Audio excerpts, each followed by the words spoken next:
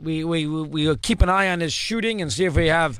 If you're in a car and you just want to listen to this, if I find something that you need to know immediately, I'll get it to you. Hour 2, nice to have you with us here on a busy afternoon. Sad, of course, down in Florida. We'll keep you up to date with that. Lose Sean White early. We'll do a little hockey this hour. We'll have some fun here until 6 o'clock local time as we chat to you about what's going on in the world of sports. We continue. That's Sean White to get us going. And here is Brian in Rhode Island. He starts off hour number 2 on our show about athletics and acrobats and how good is Sean White? Can he do another sport? Those kinds of things. And here is Brian. Brian, good afternoon. How are you today? Hey, how you doing, Christopher? Fine, Brian. Thank you. What's going on? What do you have for me? It's kind of hard to talk about sports when you talk about tragedy like this.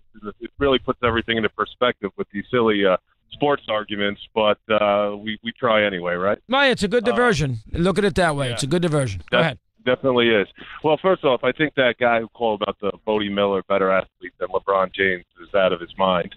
But with that said, I do think that, I don't know Sean White, any snowboarder, I think they're athletes with a skill. The same way I think maybe tennis players are athletes with a skill or boxers are athletes with a skill. I know you said Federer and Nadal could play soccer, but I mean, what could Michael Chang or we could take a handful of tennis players or boxers that couldn't do anything else except what they do.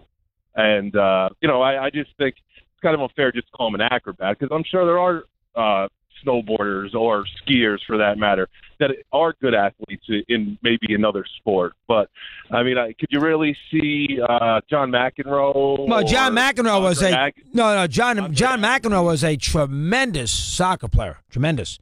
College level. You know, tennis, be careful with the tennis player. The golfer, you can knock all you want, but the tennis player normally is an unbelievable athlete in other sports. And the European tennis player is usually, John Isner played basketball. He could have been a college basketball player. No, he's 6'8", but he could have been a college basketball player. Nadal and Federer are great soccer. You got to be careful with the tennis. They can normally do a million other things because it's hand-eye coordination and you got to be in shape and all those kinds of things. Go ahead. Fair enough. But I just think, it could be that there are some athletes probably spread out through a lot of these niche, I won't say niche sports, but in some cases they are niche sports.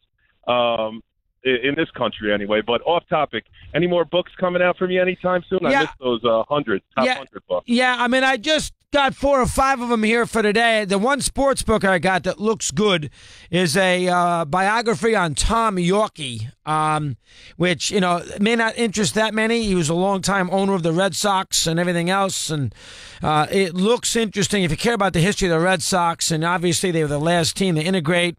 I don't know, Yorkie had that place in South Carolina, so maybe had a lot of bad racial tendencies. I don't know. I haven't started it yet, but it looks good. So that's one. That was a Sean McAdam recommendation. Michael in San Diego, California, back aboard. Mike, good afternoon. How are you today? What do you have for me? I read a little blurb on that book, and I don't think he was that bad a guy. He was very close with the players. Very close to the players. Where'd you read the blurb, by the way? In the Wall Street Journal. And what did they say? That it was a good book? They said it was okay. Oh, they didn't love it. Okay. Yeah, they didn't love it. I don't know if they really rate it. They just kind of tell you about it. It's the weekend edition. They don't really. I don't think they give it like stars or anything like that. I'm not sure if I would listen to the Wall Street Journal telling me about a sports book anyway. The person who reads that book, I don't think is a big sports fan. I feel the same way about the New York Times book reviews. When I read their reviews, then I read the book and I think the book is great, and they don't think it is. I'm always a little leery about that kind of. And we all know how great the Wall Street Journal is, but when they get into areas that are not their expertise, which is sports, that always concerns me. But go ahead, you may continue. I was listening to your High Heat show, and I love that show. I mean, I've watched every show, and I listened to every show. I'm amazed. You like that show that much, huh? Oh, I liked it right from the beginning. It's a half hour. It gives you everything, and the good part is you're not censored. You say what's on your mind, and when you're not there, it's a snooze fest. But you bring energy, and you talk about. I love the history of the game and all that, and you say what's on your mind, and you come from our point of view.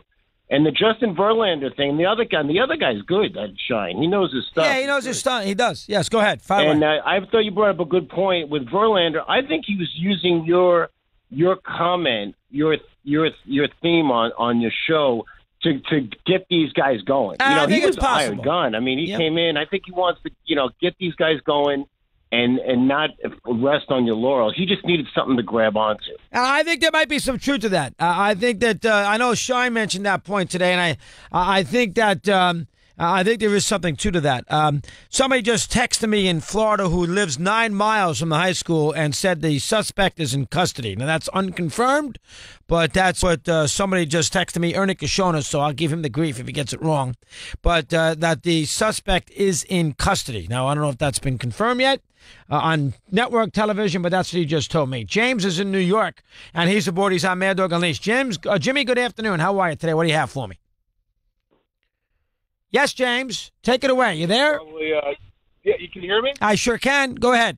Hi, Chris. Yeah, long-time listener. Been listening to you since I was probably 10 years old, so it's kind of funny that Sean White's what prompts me to call in finally, but here I am nonetheless. That's interesting. You're right, Sean White. All these years, and Sean White gets you to pick up the phone. That's hard to believe. I must have been doing something right if I was able to do that today. Go ahead. Let me hear. Yeah, all these years later. My whole thing is, based off your logic, is Michael Phelps a good athlete then? Because you know what? He's one of the best Olympians ever, but he's terrible at everything else. He wouldn't go D1 at college in any other sport. Well, he's 6'6". He's a great. I mean, he looks to be a great athlete. He can't do anything else. I find that hard to believe. He can't do anything else. He's good at golf. That's the only other thing he's good at, and that's only because he took 2 years and probably paid God knows what to get lessons from God knows who. So you think Sean White pound for pound is a better athlete than Michael Phelps? No. But what I'm saying is, if you take the logic that you're using with Sean White, the logic is that Michael Phelps isn't an athlete either. But he's one of the best Olympians ever. But I know he's a swimmer. I look at that a little differently, using all your muscles. I mean, I'm sure you're doing the same thing with the with what White's doing. But I see. I mean, we look at that physique. I mean, he looks to be a tremendous athlete. Now, I don't know. He can't chew gum and walk at the same time outside of the pool. I find it hard to believe. Is that accurate? That's accurate. All right. So James thinks he can't do. I find it hard to believe, but all right, we take that for what it's worth. Here's Tom in Virginia, Mad Dog Unleashed. Tommy, good afternoon. Your turn. How are you today? Hey, good. Good afternoon, Mad Dog. First-time caller, long-time listener. I love your show. All right, Tommy, nice to talk to you. What's on your mind today? What do you have for me? Let me hear. Yeah, listen every day, but had to call about the Sean White comment. I don't want to argue with you about it, but in my opinion, and this is my opinion, he is a world-class athlete. He's proven himself time and time again on a competitive field. Right. He's in great physical shape, and the fact that you're almost implying that you have to be a decathlete to be an athlete is just not sound logic.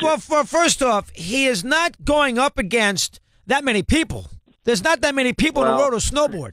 I mean, there is. I mean, it's a very, very, very limited amount of people who snowboard. Whether they do it just recreationally or competitively. Everybody plays basketball. People play baseball. Everybody plays tennis and golf. And some they've hit a racket. They've picked up a racket. They've picked up a golf club. They've gone to a driving range. They've shot a free throw. They've gone to a batting range.